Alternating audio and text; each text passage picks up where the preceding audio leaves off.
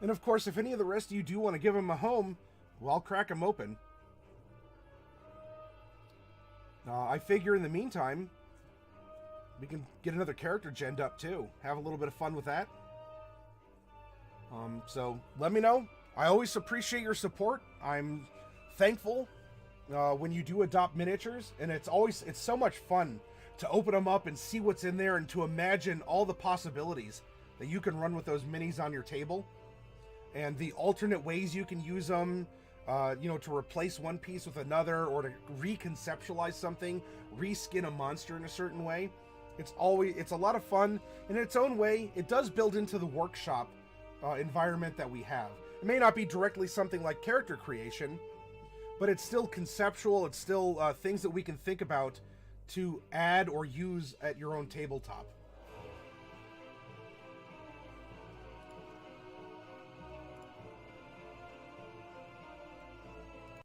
All right, so let's get some background music going here, and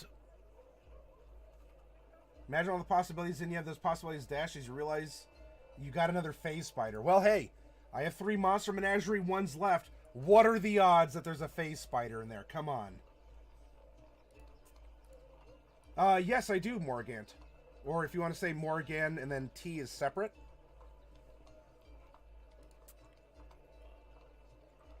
You'd say 2 out of the 3 have phase spiders in them. Oh, I guess I don't know. Diadems. I don't know if Diadems is feeling lucky then. But also, what if there's a lich in there? Oh, the T's in an initial. All right, so I'll just say Morrigan.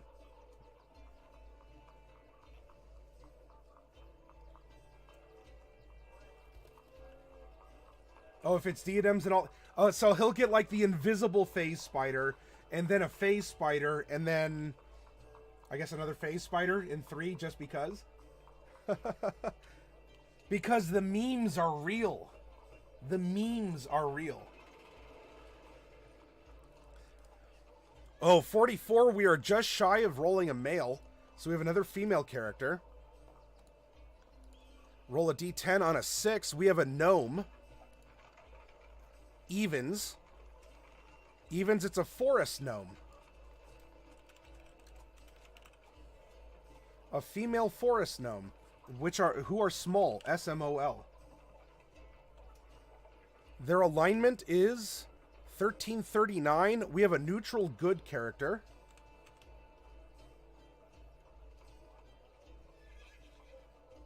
You know what, Derek? I have. That is absolutely true. Yeah, Morgan. I throw in some bonus figures if you order a larger order of singles. I don't necessarily have a hard and fast amount, maybe $50 or so. I mean, on smaller orders, I might be able to throw an A figure, depending. But on bulk orders of figures, I can suspend the shipping, the extra shipping. And I can also throw in some extra figures as well as a fun surprise and as a thank you for doing business with me. And as a way to give you something maybe you never thought about putting in your tabletop, but now you will.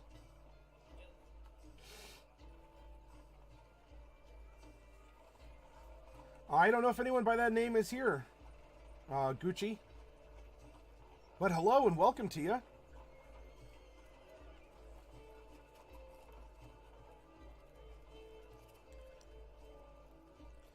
Alright, so we have a neutral good female forest gnome character.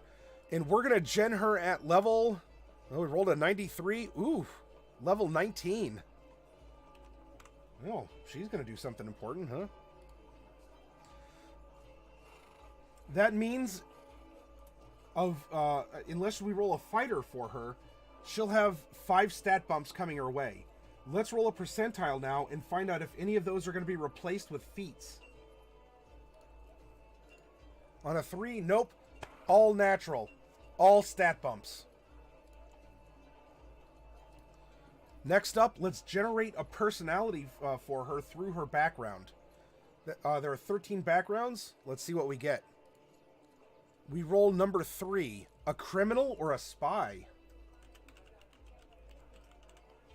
And we'll decide which one better fits when we fine-tune this character more as we're generating more content about her. But being a criminal or a spy, she does get a specialty in what kind of crime or spying activity she's very adept at. We're going to roll a d8. Number 5. I don't know which one number 5 is just yet, but we're going to reference it when the time comes. Right now, it's a placeholder.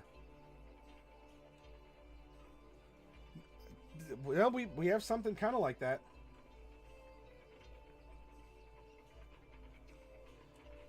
All right, now we have this big golden D12. Let's find out which of the 12 classes this character will be. 7. Another paladin. Interesting. Now, we're going to go for... let's see, she has 3 different oaths that she can take. She rolled number 3. She is an Oath of Vengeance.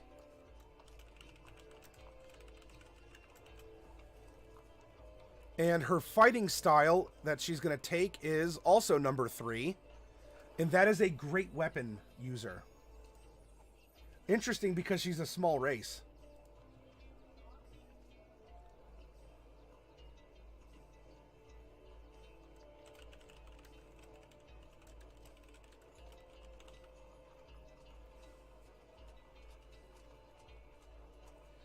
Paladins are not alignment restricted, Azrael.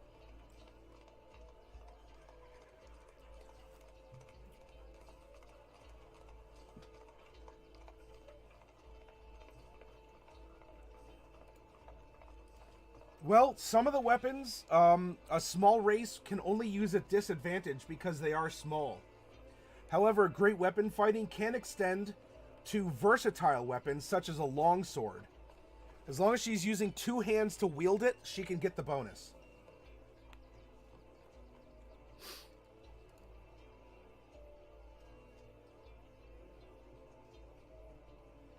Yes, they are based on an oath, not a particular god, nor a specific alignment.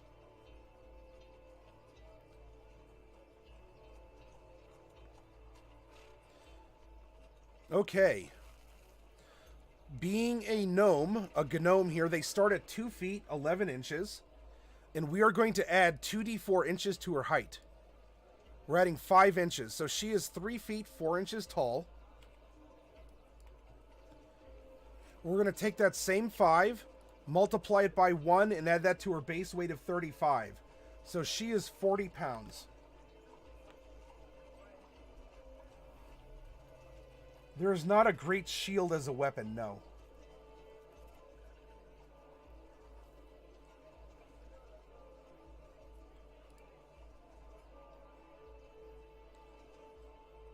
Now let's calculate how old we want to generate this character.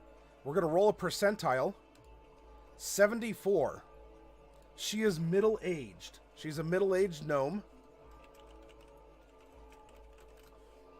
And for gnomes, right here, let's see, middle age is column 4. So she is between 201 and 285 years old. So we're going to roll an 85-sided die. All right, she's 268 years old.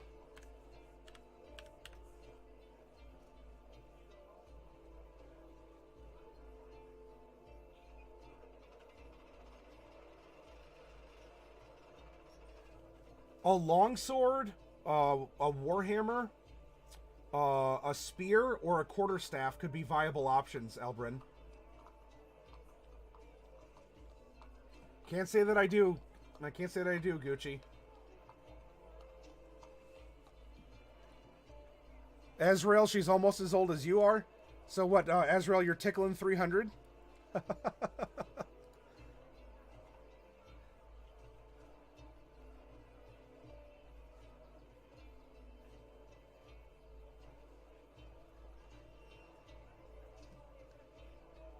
Now while we're here, let's generate 2 personality traits for her. 8 and 5. Again, we're making placeholders. And then an ideal, a bond, and a flaw. 1, 2, and 5. You feel like it someday.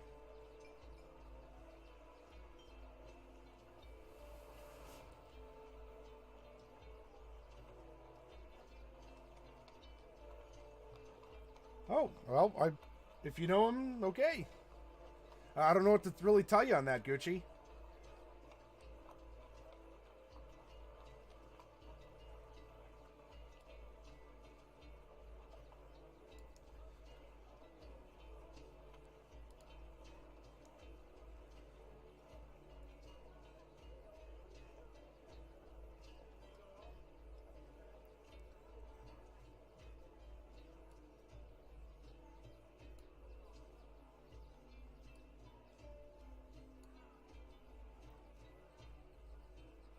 Well, if he's your uncle, you should know when he's streaming. Definitely not on this channel, though.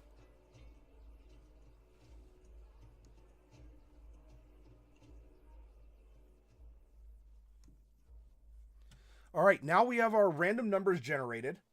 Let's go over to the player's handbook and start understanding this character a little bit more. Who she is. What's her personality? How does she express herself? What are her details?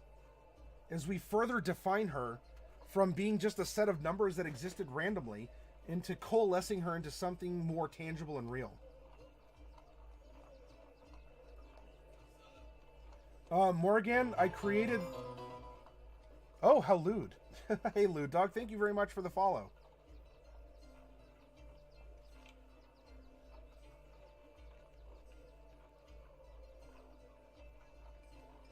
Can't say that I do, I'm sorry.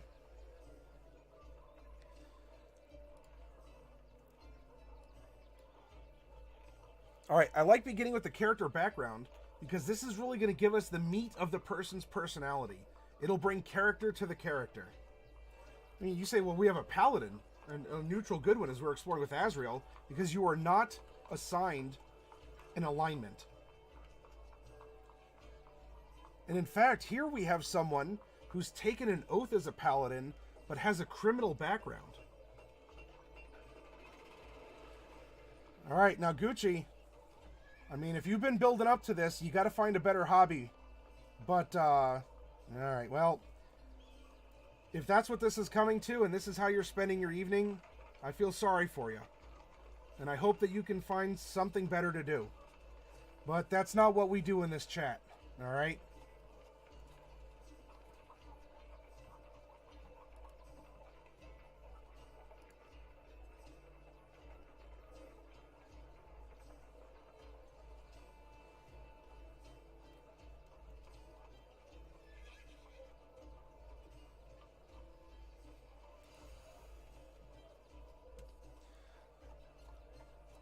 So let's find out what has caused someone with a criminal background to go on and become a vengeance paladin. And of course, what is a vengeance paladin? Because a lot of us, I mean, Azrael, and I don't even fault you for saying what, they're not lawful good anymore? Because there's different flavors of being a paladin now. In fact, a vengeance paladin is almost kind of like Batman. You're not necessarily good. And in fact, you're more of a hunter. You're like a very aggressive criminal hunter, or you hunt those who are offended or offending your oath. GM Vault is Batman.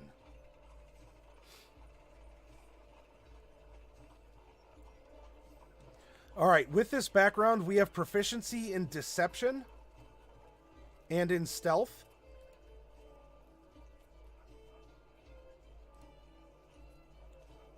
We'll get a tool proficiency in some kind of a gaming set. So dice, cards, there's different board games like chess. As well as thieves' tools.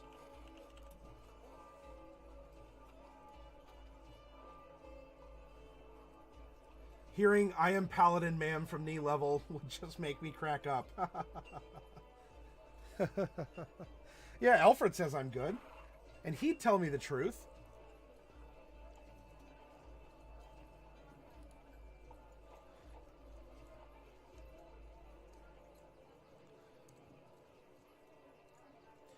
All right, we are going to get a crowbar. And you know what? I think it's proper that a thief names their crowbar. Because you put in a lot of work with one. I mean, it could be wet work. But also, I mean, you know, prying windows and treasure chests and all that. So as we're generating the character, if you have a name that you think this person would name their crowbar, let me know. I'd like to hear what you think. A crowbar, a set of dark common clothes with a hood.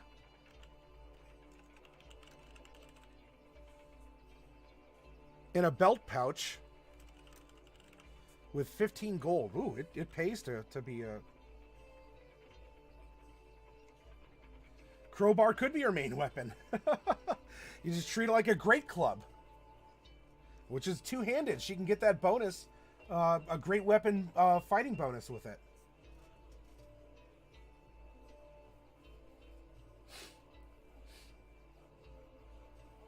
Ivalon says, that reminds me of the lost skeleton of Cadavra, where there are two aliens named Crowbar and Lattice. I'm not familiar with that title, but I do like the names.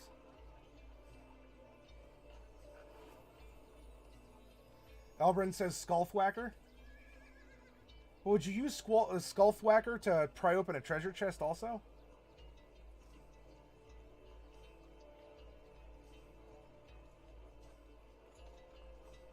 Is it a comic series? Is it like a point-and-click adventure? Oh, what is it, Evelyn?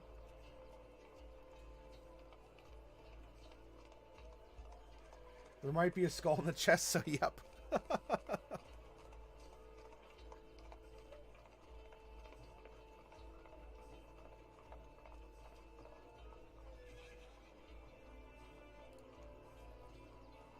The Hook and Crook, says Azrael. It's a movie, a parody of B-movies. With a name like that, okay, I can believe it. The Lost Skeleton, yeah, especially with the title, The Lost Skeleton of Cadavra. Is that on Prime? I might be able to watch it on Prime. Break and enter. All right, well, hang on to those thoughts. Let's develop her and find out what might work really well for her.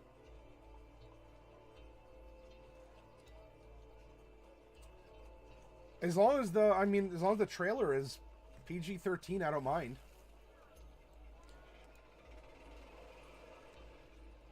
All right, our criminal specialty is number 5, a highway robber. Now, this can still be in effect with a spy. Right, a criminal is more the physical act of stealing or, that kind of a thing. As a spy and a highway robber, you still can shake people down on the road, but you might just be a traveler who gets information from people on the road. So instead of lifting purses or holding up stagecoaches, instead you might try and ingratiate yourself with a caravan, ride with them, get some information. Or, if you're not above it, you might take someone hostage. PG, but very campy. Okay.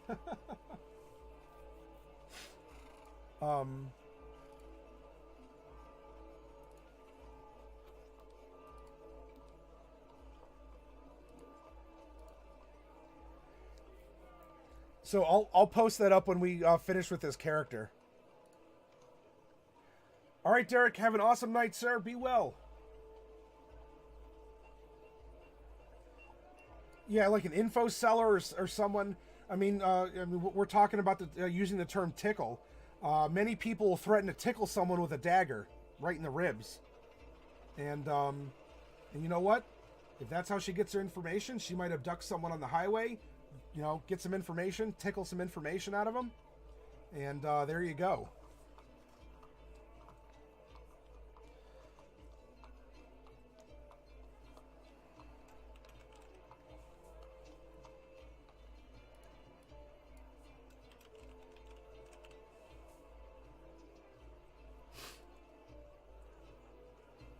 Just a little spleen tickle. All right, our criminal contact. Now, whether or not we're still actively a criminal, we know how to get a hold of people through various ways and means. This is an awesome background feature, because often you can do things that other people can't because you are a part of that criminal underbelly, or at least you are close enough that you can still access it. If not directly, then indirectly, but very thoroughly. And especially with her being a paladin, this is all the more interesting. I love it. I love it. I love when random numbers come together like this, when we create some very interesting and compelling characters. Right? Especially if we go non-optimal. You look at a Forest Gnome and you're like, a Forest Gnome doesn't have the stats to back up a Paladin optimally. Well, nuts to that. Why do you need optimal? Have fun.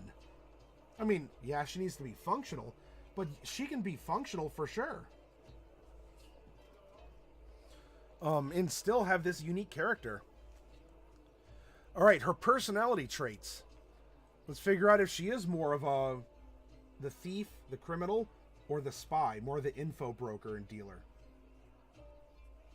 She's like a vice cop, walking the highway and pretending to solicit something or another, and if a caravan stops for her services, she gets some information out of them.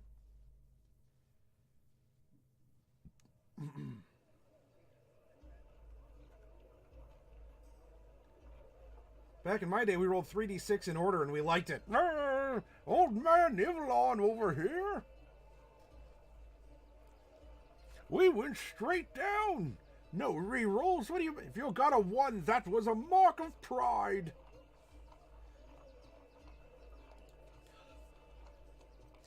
Personality trait number 1.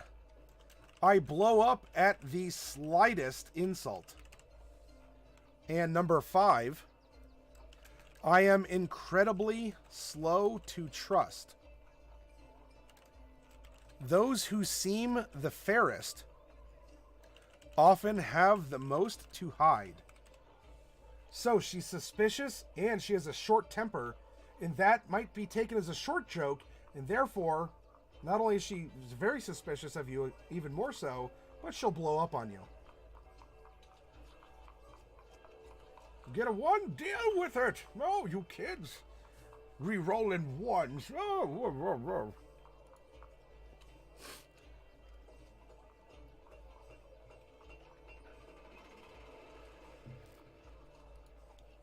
Her ideal is 1, honor. I don't steal from others in the trade. So, you give her the wink and the handshake. You may not be cool, but she's not going to steal from you.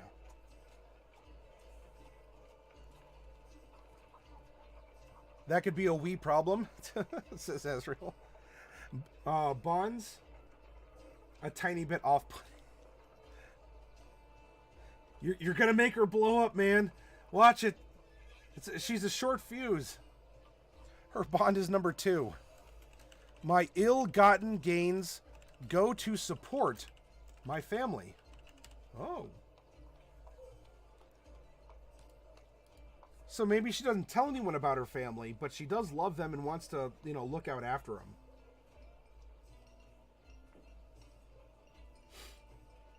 Thief with a heart of gold. And her flaw is number 5.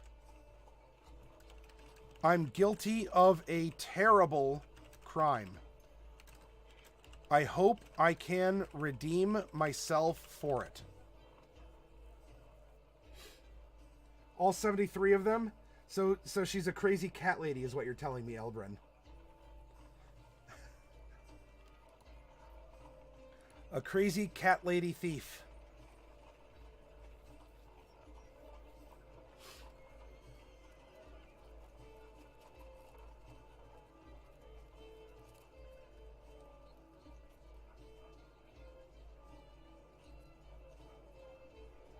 Now the question is, what's that terrible crime? And what is she seeking to do to redeem? Is that what caused her to take that oath? Right? As a vengeance paladin, you're used to chasing people down. Was she framed? Did she have a mentor that maybe set her up and took the loot and left her on the hook? Maybe that's what got her family in trouble. There's a lot of juicy plot that we can draw from a character like this.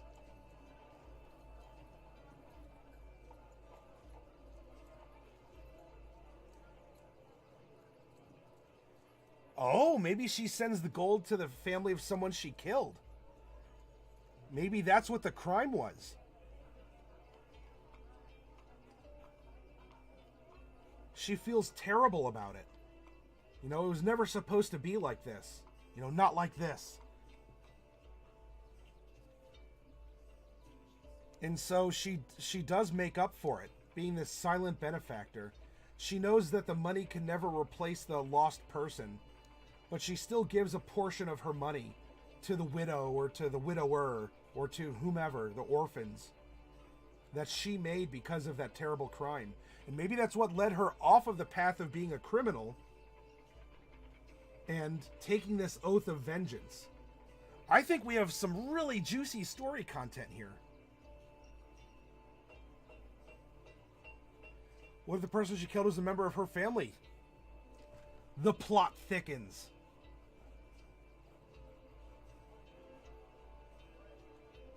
Maybe that was the initiation. You want to get into our gang? You got to kill someone. Family member, wrong place, wrong time. Or our character is in such a dire place that she psyched herself up to do this. Even if it wasn't a wrong place, wrong time.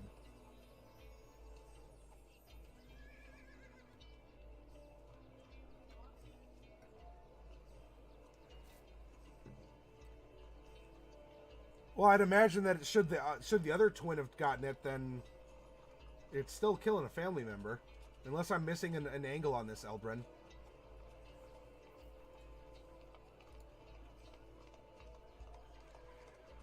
That's some very juicy stuff.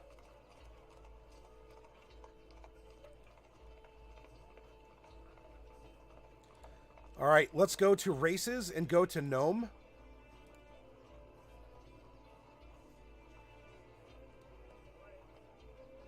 All right, gnomes are 25 feet, 12 climb, 12 swim, 0 fly.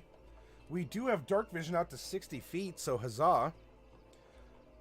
We have advantage on all intelligence, wisdom, and charisma saving throws against magic. Nice. Especially because we're going to have a lot of magic come our way as a paladin.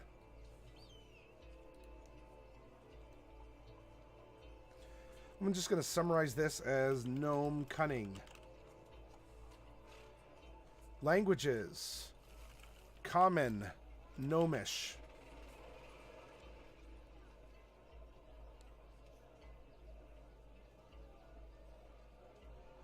And our intelligence increases by 2.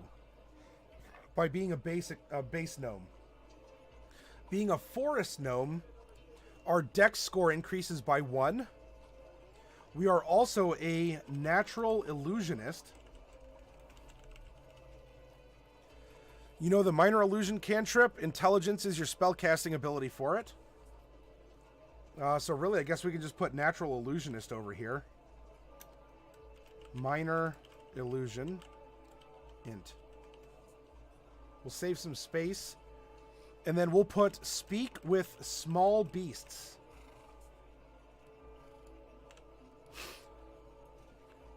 Through sounds and gestures, you can communicate simple ideas with smaller beasts.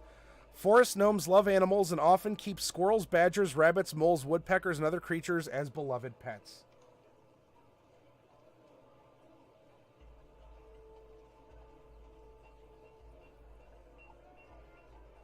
Yes, I'm sorry. Thieves' Cant is a thing. You can get it in a couple different ways.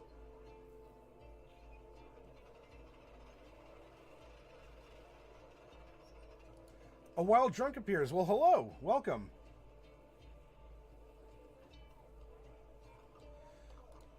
You're coming in at a very interesting random character creation.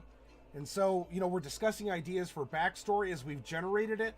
We're going through and we're starting to fill in some details, and we're finding out who this character is, how she functions, and what turned her from a life of crime into reciting the oaths of vengeance to become a paladin of vengeance.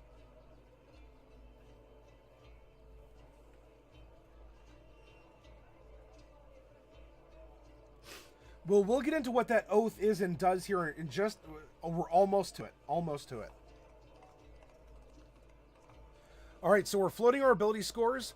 We have all of... we have everything now that we get from being a criminal. And I think we're talking way more about the physical things she does, so I think criminal... is going to be more fitting than a spy or an info gatherer instead of a doer. We have our racial considerations locked in. And so now let's go over to the classes and go back to Paladin. At level 19, she's going to have a lot that we can do with her here. All right, let's give her some spell slots. 4, 3, 3, 3, and 2.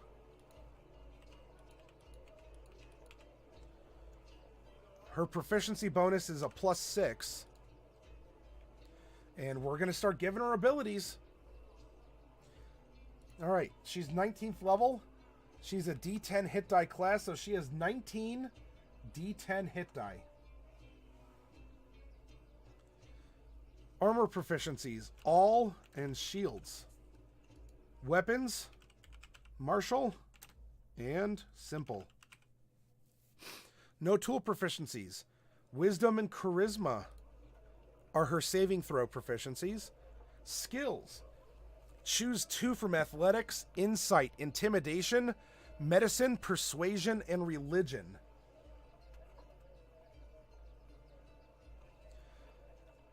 Ooh, let's see. She's a highway robber. You know, she was training to take things from people. I think intimidation is going to be a big part of this. And she gets 1 more.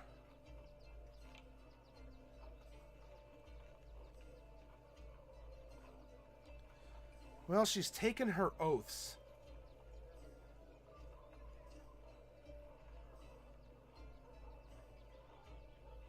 I wonder if she's just very charismatic and we go persuasion also. That could be interesting.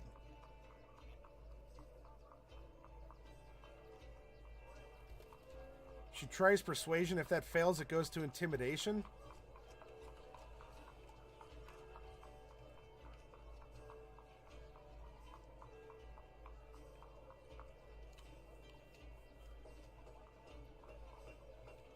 Yeah, vengeance might not play into the backstory. We'll get to those oaths in just a second.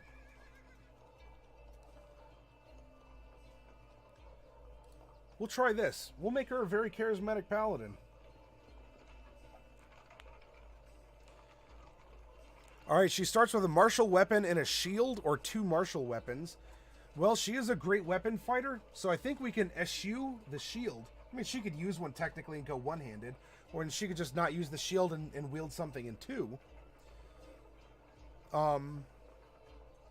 Let's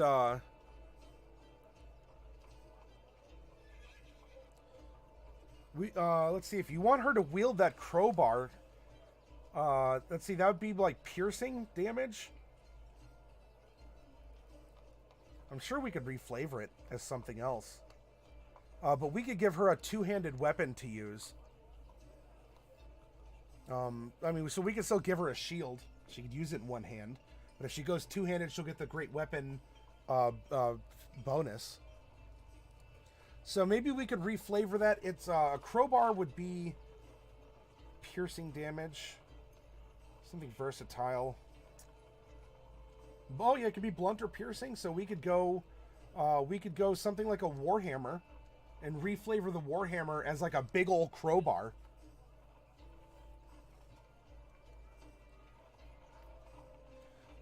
So I don't know. We'll just we'll call it a great crowbar. Warhammer. So that's going to be 1d8, and that'll be plus strength, but it'll be 1d10 versatile if she goes 2 hands and doesn't use a shield.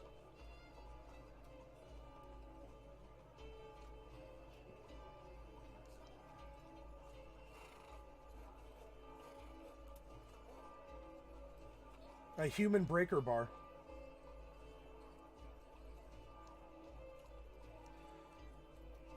Okay, now we're going to give her some javelins or a simple melee weapon. I don't know. Javelins? I mean, you could always pick up javelins. If we went with a simple melee weapon, you know, something, if you're a highwayman, something that a lot of people can use, and whether or not you're a good shot with it or not, that can be intimidating, a light crossbow. That could work out really well as well for her. I think it's thematic. Whether or not she has a high dex, I don't know. We'll cross that bridge when we get to it. A priest's pack or an explorer's pack. She's on the road. I think she's more of the Explorer's Pack type of gal. Chainmail. And a holy symbol. I wonder what her holy symbol would look like. I mean, let's review the oath, but I'd love to hear your suggestions about what someone like this would hang on to in times of need to remind her of her oath and to invoke her paladin powers. A sling could be a good one as well, that's true.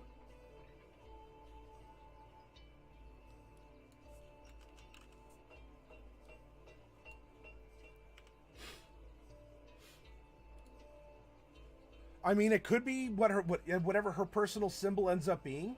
That's true.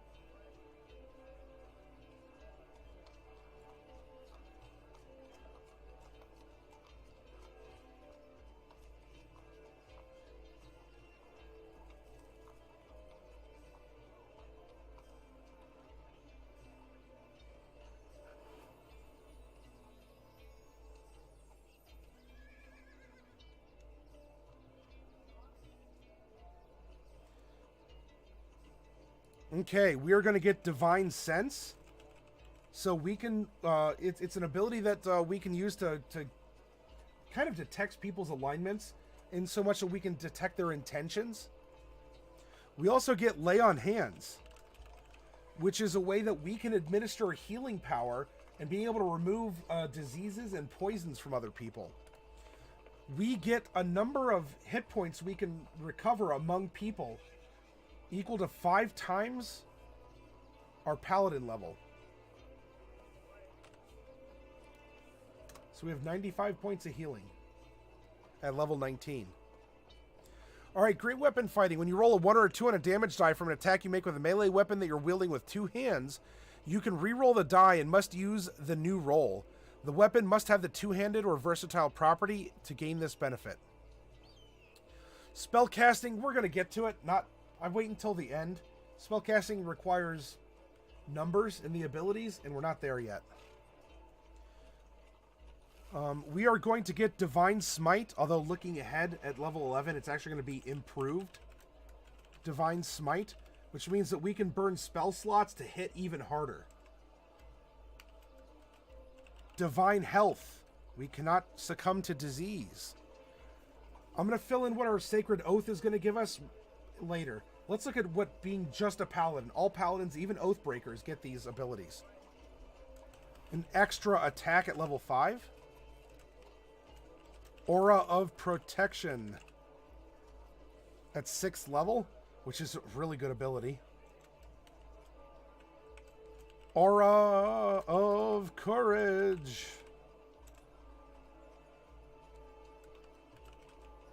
Cleansing Touch. We can remove effects on other people. And now we get to our Sacred Oaths. Alright, the Oath of Vengeance. The Oath of Vengeance is a solemn commitment to punish those who have committed a grievous sin. When evil forces slaughter helpless villagers, when an entire people turns against the will of the gods, when a thieves' guild grows too violent and powerful, when a dragon rampages through the countryside, at times like these, paladins arise and swear an oath of vengeance to set right that which has gone wrong. To these paladins, sometimes called Avengers or Dark Knights, their own purity is not as important as delivering justice. The tenets of the Oath of Vengeance vary by paladin, but all the tenets revolve around punishing wrongdoers by any means necessary. Paladins who uphold these tenets are willing to sacrifice even their own righteousness to mete out justice upon those who do evil, so the paladins are often neutral or lawful neutral in alignment. The core principles of the tenets are brutally simple. Fight the greater evil. Faced with a choice of fighting my sworn foes or combating a lesser evil, I choose the greater evil. No mercy for the wicked. Ordinary foes might win my mercy, but my sworn enemies do not. By any means necessary. My qualms can't get in the way of exterminating my foes. And lastly, restitution. If my foes wreak ruin on the world, it is because I failed to stop them. I must help those harmed by their misdeeds. While drunk. There you go. I hope that helps.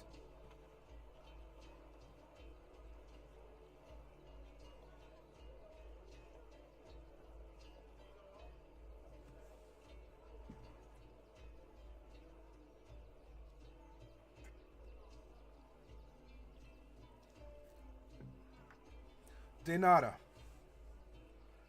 I hope that the sheets over there will help you out. There's a lot of really good variants to the traditional character sheet.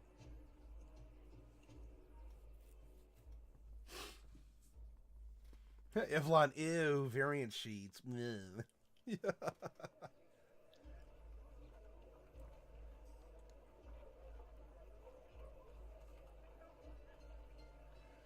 So she let someone go that later did a great evil, and now she has to atone for it. This is why I wanted to go over the tenets of being a vengeance paladin and how we can work that into her backstory, right? So she's definitely smolders inside. There's a raw nerve, right? She blows up at the slightest insult. I'm incredibly slow to trust. Those who seem the fairest often have the most to hide. Honor, I don't steal from others in the trade. So she found security among her own people, whatever these criminals are. Or this class of people, I don't know. But someone betrayed that, it seems. And so she doesn't trust people outside of this class of some kind. My ill-gotten gains go to support my family. My family could be her family. It could be she has a crazy cat lady, and her family's her cats. It could be, as we were talking about, she supports the victims of the crime that she committed that sort of broke her from this life that she was living. I'm guilty of a terrible crime. I hope I can redeem myself for it. And I think I found what that sort of abscess in her soul is. That rot that's just eating away and is stinking inside of her and making her very grumpy.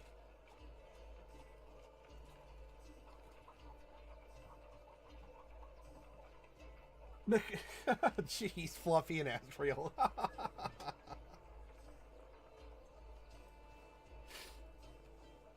Elbrun, those are good suggestions.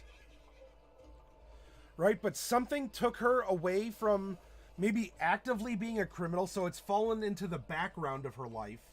So she still knows, she speaks thieves' cant, she can still get along. She might not be actively a highwayman anymore, but something has now, in the present, turned her into this vengeance paladin. And so she doesn't want people to escape, to hurt others anymore. Because she does remember that time that she showed mercy, when she knew she shouldn't have, but she did. And she was too weak. Too weak in that moment, and that person went on to kill someone that she loved. Or that loved her. Or both. Never again, she says, as her trust evaporates. Never again will I let that happen. Never again will I let someone go who deserves justice. And when I find that person who escaped, he or she will never be let go again. Only into whatever afterlife, hopefully a hell awaits for that person.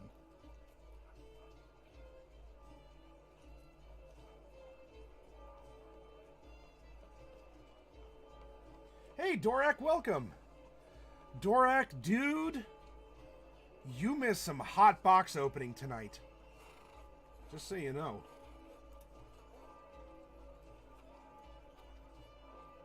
Kind of, Elbrun. Kind of.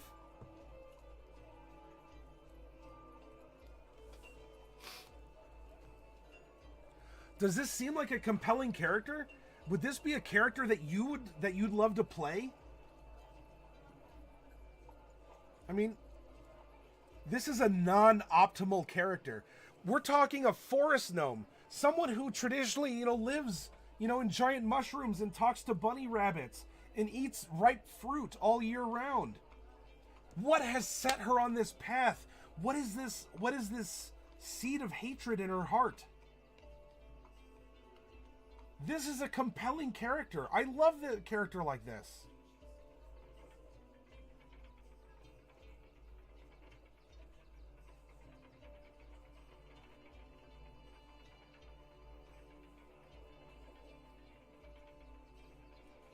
Yeah, if you consider this an NPC, that's fine too.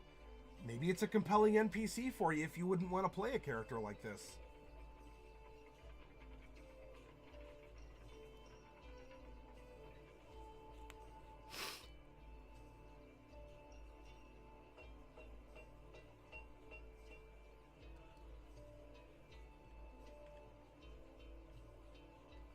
I mean, Evelyn, I think that you would. I mean, a couple of your characters are broken toys too.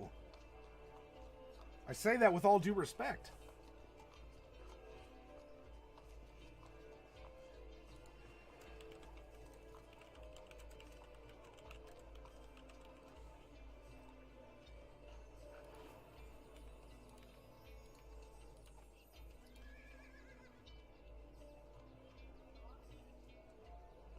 No, I understand, Evelyn. I think, honestly, because of her pursuit-mindedness, she could get along well with a party.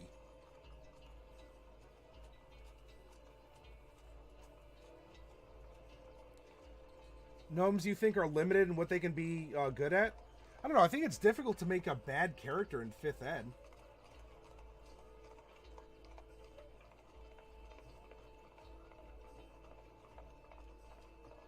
You don't want too many gnomes? You got to spread them out so that they're all fun and unique individuals. All right, we get some oath spells, everyone.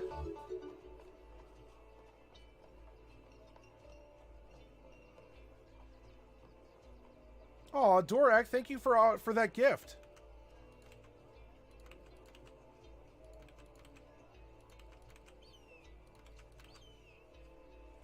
A little gnome goes a long way. Too many gnomes and it's Lord of the Rings. Our oath is Bane and Hunter's Mark. Hold, Person, and Misty Step. You get some fierce spells, by the way. I mean, you're sort of like you're a very aggressive ranger. Haste and protection from energy.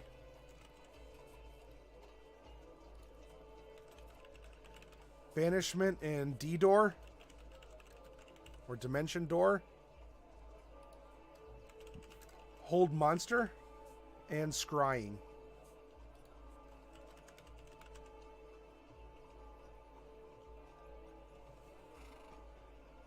Some are. Yeah, it's not necessarily... Not everything's pinned to just that. You can have functional wizards with a low intelligence. They would just focus on different spells or different circumstances to cast their spells.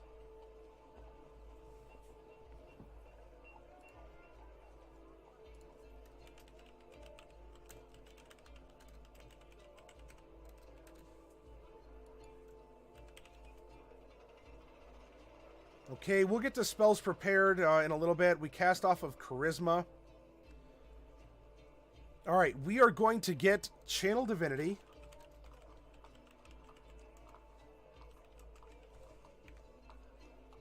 Abjure Enemy. As an action, you present your holy symbol and speak a prayer of denunciation using your Channel Divinity. Choose one creature within 60 feet of you that you can see. That creature must make a wisdom saving throw unless it is immune to being frightened. Fiends and undead have disadvantage on the saving throw. On a failed save, the creature is frightened for 1 minute or until it takes any damage. While frightened, the creature's speed is 0 and it can't benefit from any bonus to its speed. On a successful save, the creature's speed is halved for 1 minute or until the creature takes any damage. And Vow of Enmity. As a bonus action, you can utter a Vow of Enmity against a creature you can see within 10 feet of you using your Channel Divinity. You gain advantage on attack rolls against the creature for 1 minute or until it drops to 0 hit points or falls unconscious.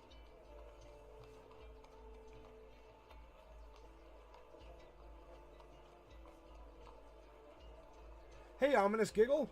That's quite ominous. Welcome. Welcome to the chat.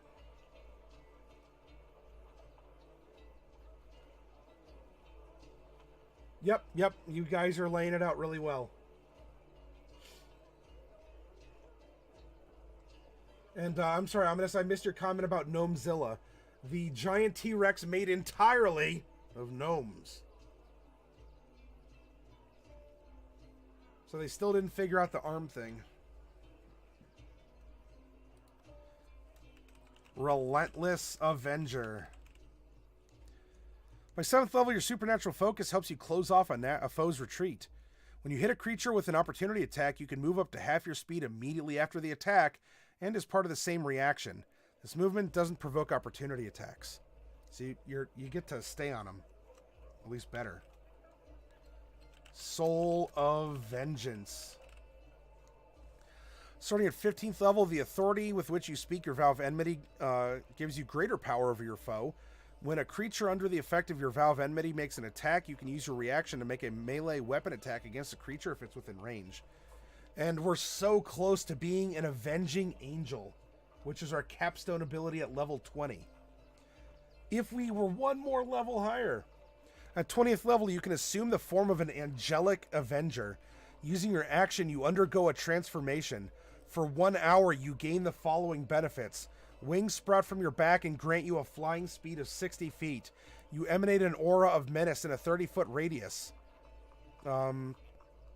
It's some battlefield control, and it looks really, really, really good.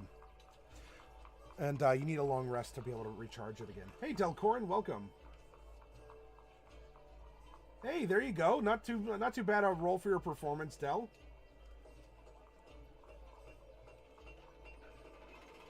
Yeah, suddenly the crazy little cherubim appears and starts kicking butt. While drunk, you think dipping into Rogue is better than a capstone? I think a lot of people do say take a couple levels of something else. Not all DMs might allow that. I mean, capstones are a lot of fun because they're crazy stuff. I mean, a druid is effectively unkillable because of the unlimited times it can get temporary hit points in the form of its animal shape. But if you can reach it, have fun with it, because it's a great toy box.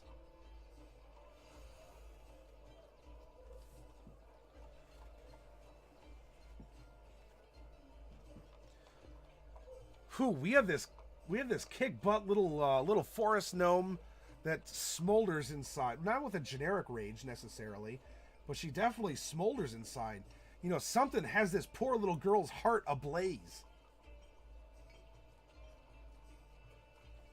Yeah, it's not all for it's not all for all, or it's not true for all classes.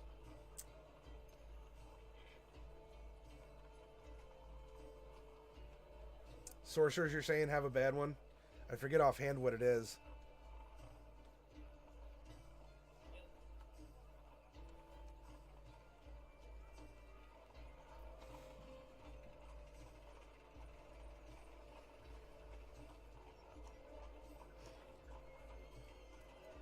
I mean, flying for an hour is not that bad, and that aura is good crowd control, and considering it's kind of what you do.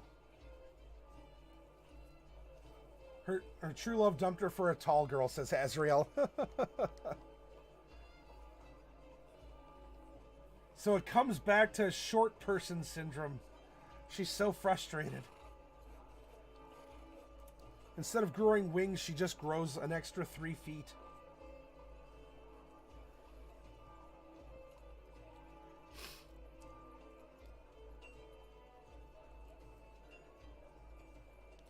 All right, I think she's ready for some ability scores, everyone. Let's see. She's a paladin. Yeah, she's got to be able to swing her crowbar here. Her great crowbar. So let's give her a 15-14 from the standard array. I think going... Let's give her a 13 in Dex, a 12 in Wisdom, 10 in Constitution and an 8 in Intelligence. Now, if you have a different idea for the stats, go ahead and share them over here. If we do this, that'll put her Dex to a 14. And that'll put her Intelligence at a 10.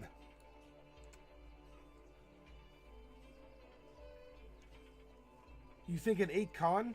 So she hasn't really been the healthiest, has she, Elbrun? And that's fine. We can have a character like that. I don't necessarily mind.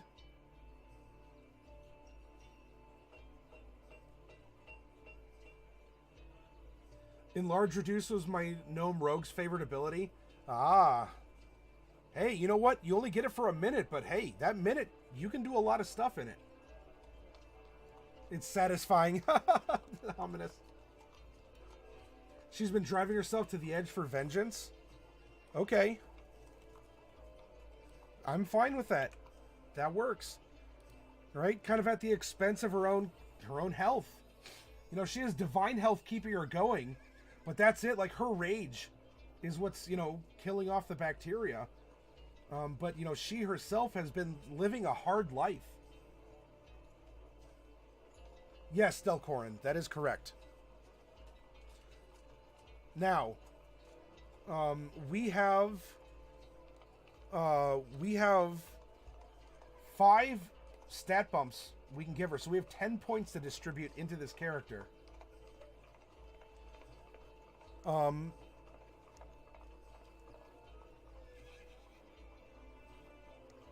I definitely want to bring up her strength. At least 3 points. So we have 7 points left.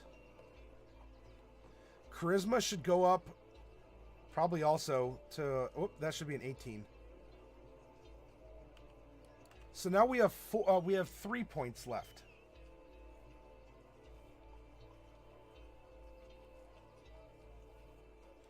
Well, it never hurts to put an odd number into your strength, because you can get a mechanical benefit from your ability score in strength. Now we have 2 points left that we can put into something.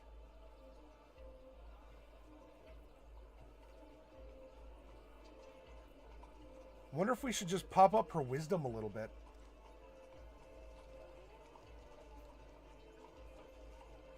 Right? She's very focused.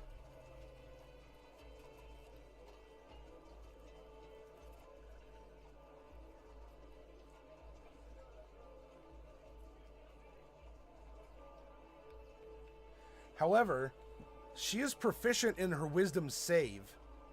So instead, if we go intelligence, that might reflect her like having read, to be able to follow different trails and understand different clues. It'll also pop up her intelligence save, which as a gnome, especially as a paladin,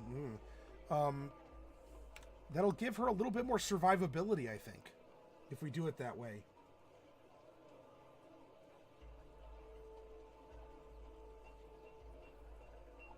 No, charisma is paladin spellcasting.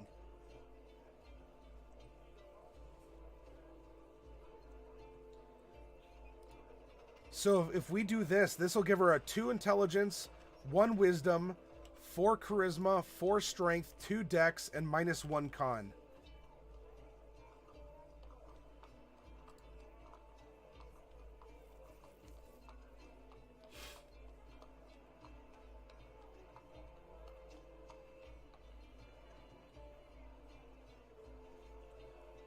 Her passive perception... Well, here, let's fill this stuff in first. Alright, her strength saving throw is a 4, athletics is 4, dex is 2 down the line except stealth, which is 8. Her constitution saving throw is a -1. Int is 2 down the line, so she's generally well read. Her wisdom saving throw is a 7, everything else wisdom based is a 1. And charisma is definitely where she shines. Bunch of 10s in here, and performance is a 4. SMRT? She's at least SMRT for sure.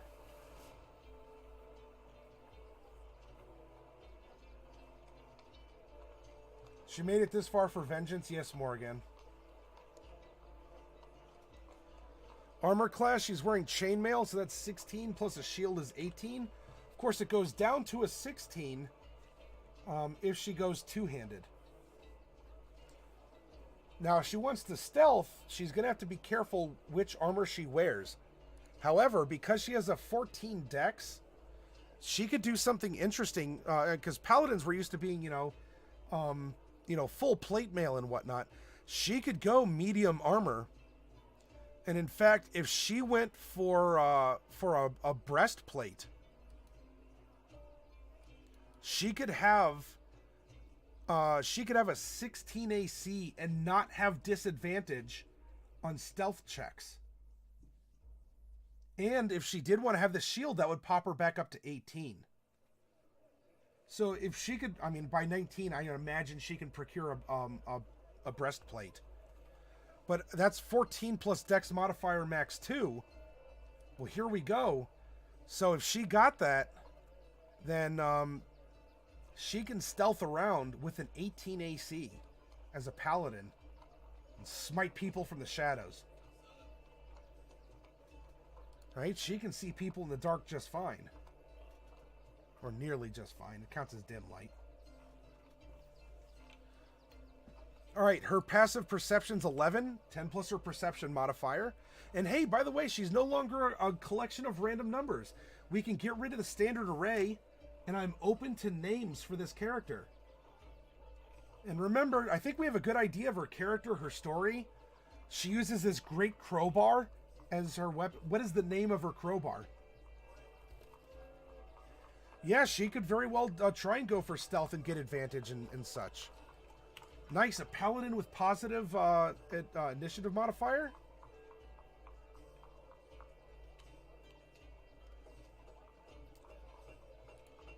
Alright, current hit points. Level 1, you get the full 10.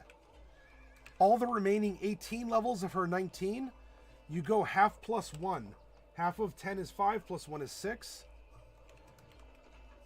And then for every level, you get... So this is all 19. You get bonus hit points based on your con modifier. Whoops. So this is really going to end up being minus 19 HP.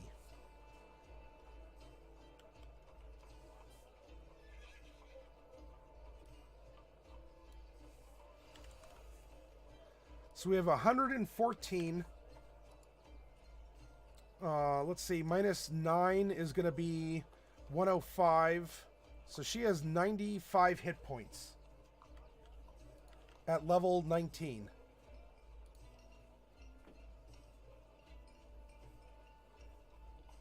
The Freeman, the best and only name I can think of for a crowbar.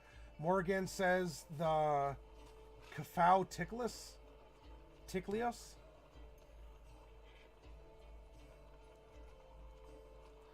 If she's attacking melee, she's going to swing with a plus 10 to hit. And she's going to deal an extra 4 damage.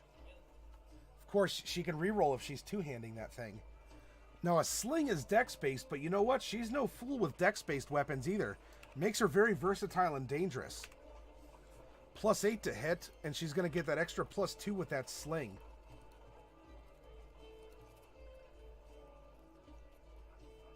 Speak softly, says Wild Drunk. Shh. She's sneaking around with this crowbar.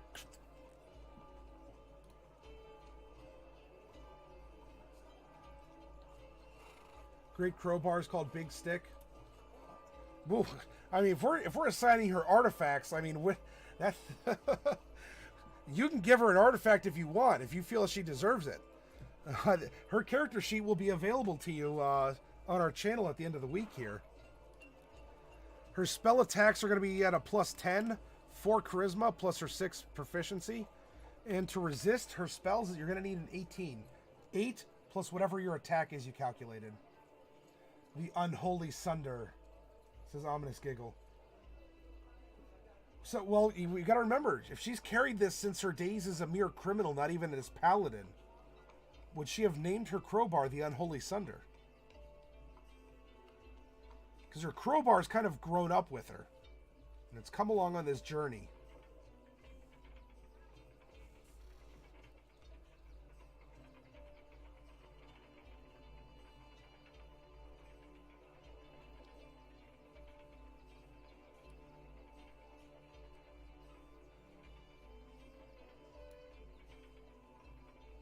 It's a legacy item. That's a way of looking at it, yeah.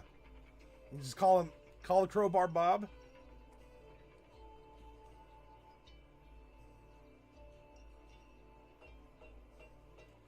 I kind of like the thought of calling it pinch.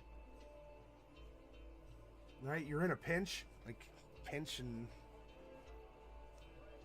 plus pinch is also a verb for stealing. You pinch something. Calling the crowbar pinch, I don't know, it seems kind of cool.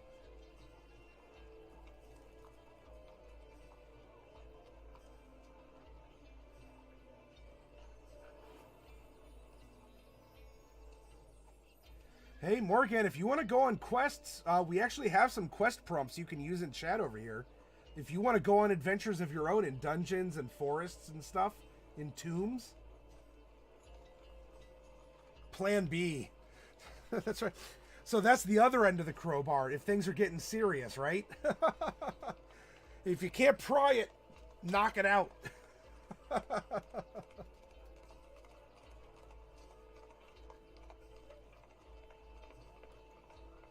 So really, the Great Crowbar actually sounds like a quarterstaff, almost. Maybe just one side of it can deal piercing damage or something. The key.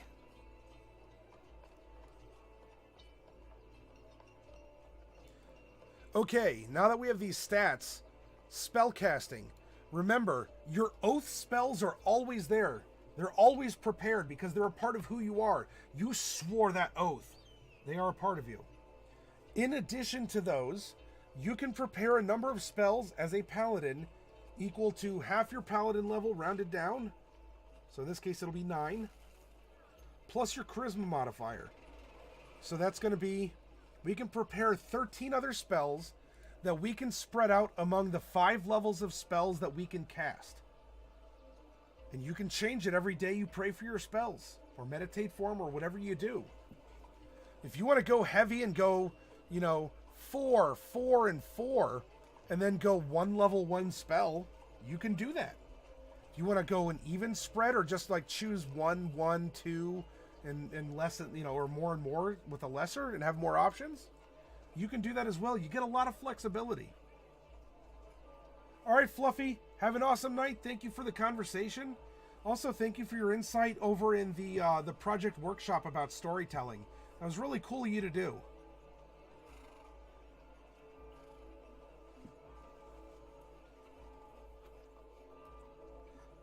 More again, the Cretaceous period.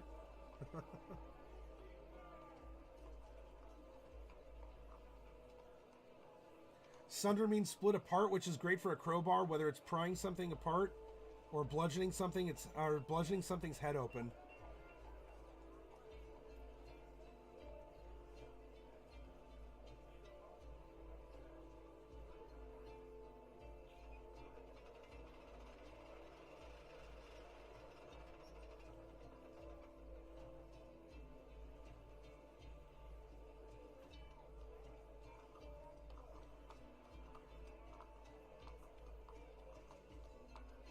Oh, I didn't notice that, Elbrin. Yeah, so we could do something like this. So in the Great Crowbar, actually seems like this would make for a really good quarterstaff.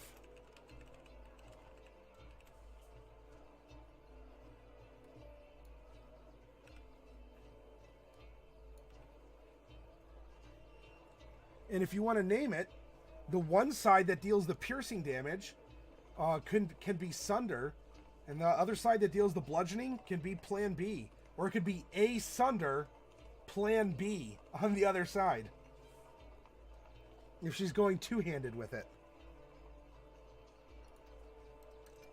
A Sunder, Plan B.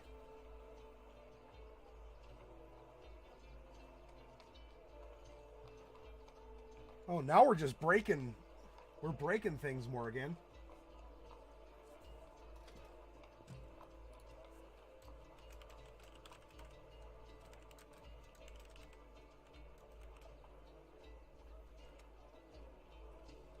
Something like that. You know, I want to fuse ideas. I want to draw on your all's inspiration, and let's come up with something fun and thematic.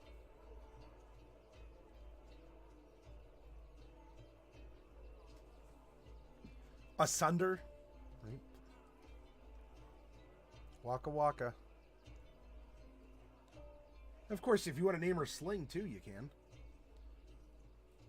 Okay. So, we've done it. We have our second character.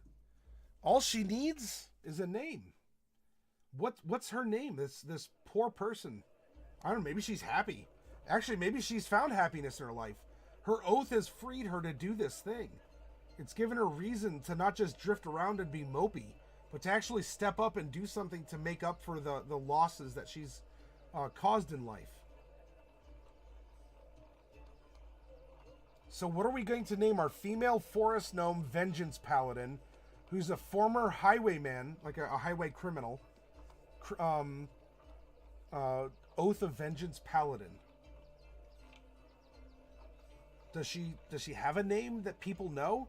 Is she just known as the Crowbar Knight? I don't know. Elbrun says Simera von Havel. What I don't mind that as a name. What's the inspiration? Sell me on the name if any of you have name or name parts or nicknames, or you know what her alter ego's identity is known as.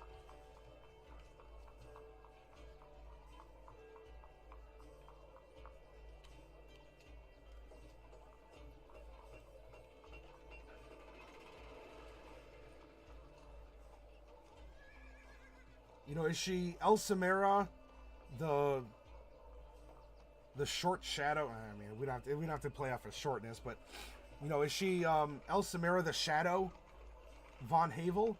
Right? Is that her Dark Knight name? Is that her avenging name? Although she definitely needed an alias, most would know or whisper about her. Yeah, not many people probably know her true name. Maybe her rival, her enemy, her hated enemy knows her name. But that enemy might not have connected her alias with that name. Not until he sees that crowbar that he recognized her using from so long ago.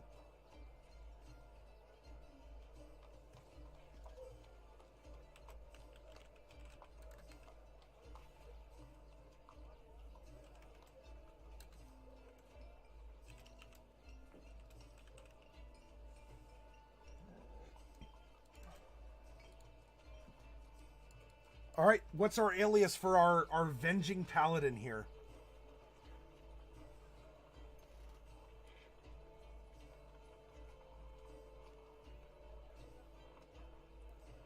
Right, she pursues people. Look at her background. I'm guilty of a terrible crime. I hope I can redeem myself. My ill-gotten gains go to support my family.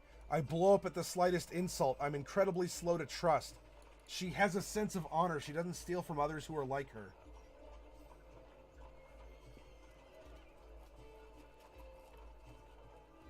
Oh, so you even want to break that out and go Simera von Havel?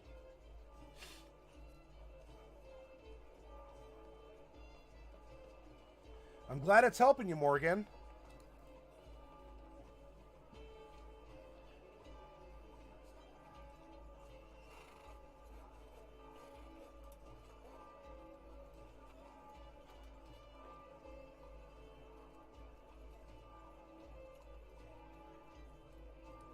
Let's see. Banishment, Dimension Door, Misty Step. Ooh, Misty Step.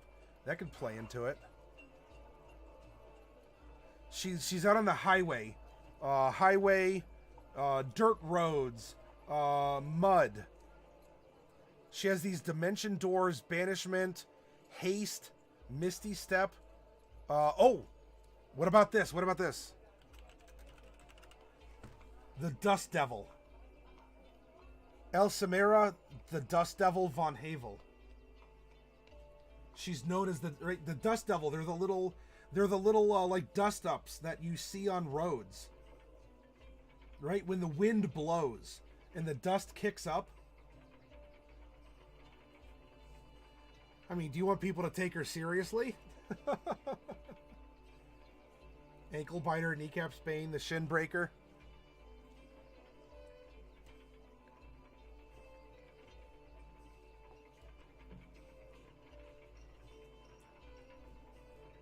She might. I don't know, maybe she'll take it as a compliment. It seems like she might have a short person syndrome. I don't know. She might not mind the other dimension. I mean, if you guys don't like Dust Devil, but I was thinking the road. I was looking at her abilities, right? She can zip around. She has haste. She moves. She's a blur. And so if we're talking on a dusty, open dirt road, the Dust Devils that whip up in her wake, right? And she uses her power, and little Dust Devils, like follow her, follow behind her. All right, so it sounds like you all like it, even if it's kind of through the other way around.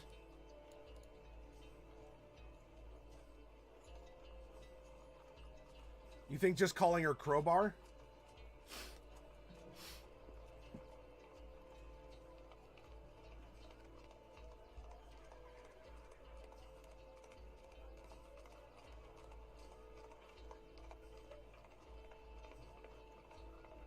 Maybe instead of naming her Crowbar, she acquired its name. So her name is Crowbar?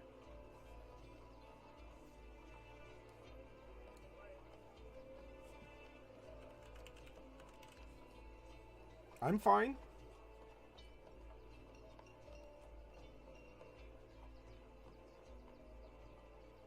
She comes up and she's dragging it like because we flavored a crowbar as a quarterstaff for a gnome. She's dragging this big old crowbar behind her. It's like scraping a trail it's like scraping a line in the dirt road. It's like leaving some dust behind her just for that thematic effect of I'm coming for you. I'm coming for you. Lope, lope, lope. Shh, shh, shh, shh. Behind her. And in this corner, Simera the Crowbar.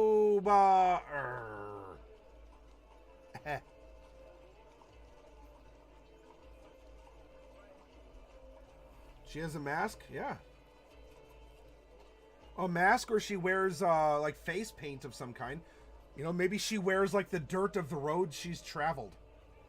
I don't know. It could be cool. She's a former highway robber. I'm sure she's used to wearing makeup to infiltrate places, to hide. She can have makeup. She can wear a bandit mask. She can wear all sorts of stuff.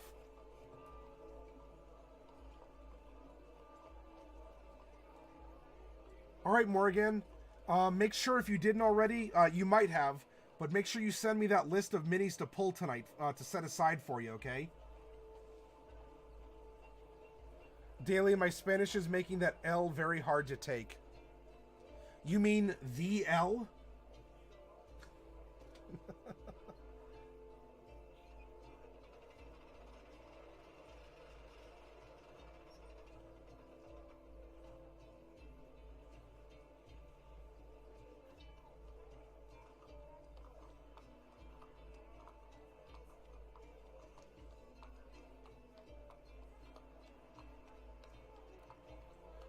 You know what's interesting too is with Minor Illusion, she can create her own background music as well. So she's stalking up on someone. If she chooses, she can play several instruments concurrently with Minor Illusion.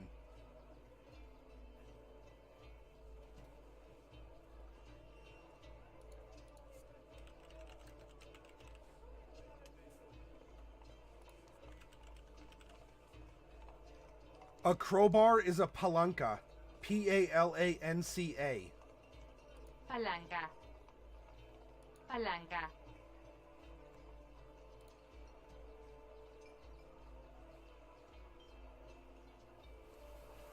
You want to name her Palanca?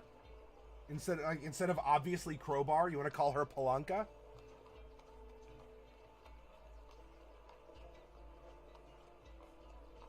Okay, no problem, Morgan.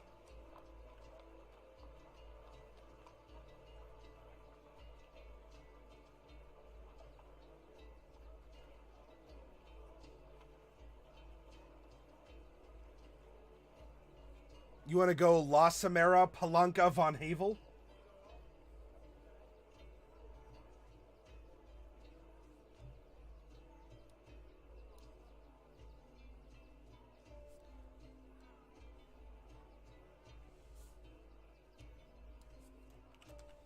La Simera, Crowbar, von Havel?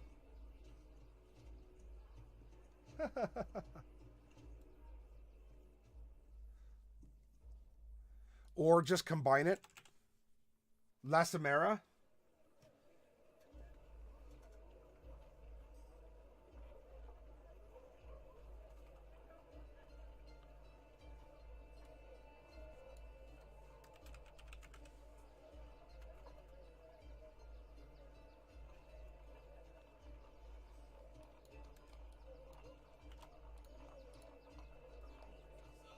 Spanish gnomes sound awesome. Well, here we are. We're on the ground floor, everyone. And you're in on it.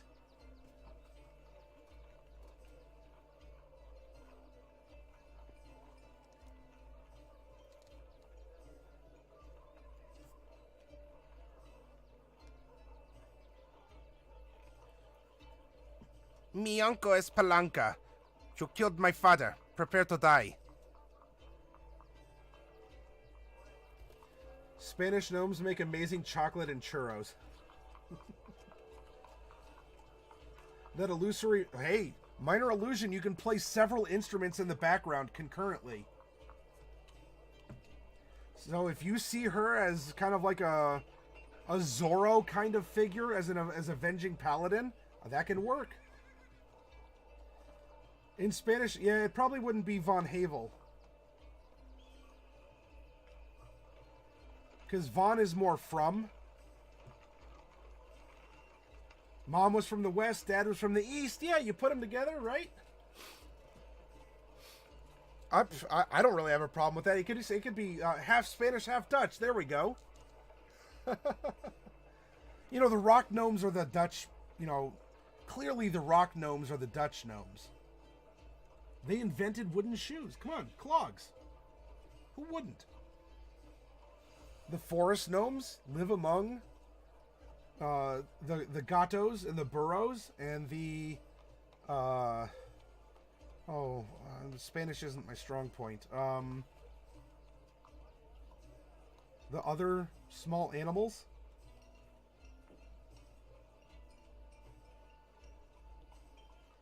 East India Company gnomes.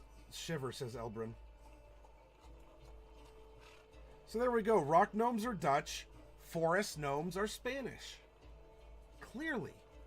I don't mind translating this into this open campaign world that we're making either, by the way, everyone. I think we're having some fun developing a culture.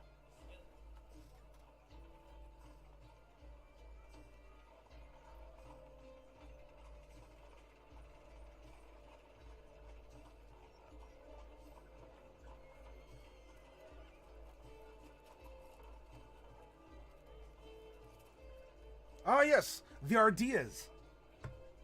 We can't leave out the Ardeas.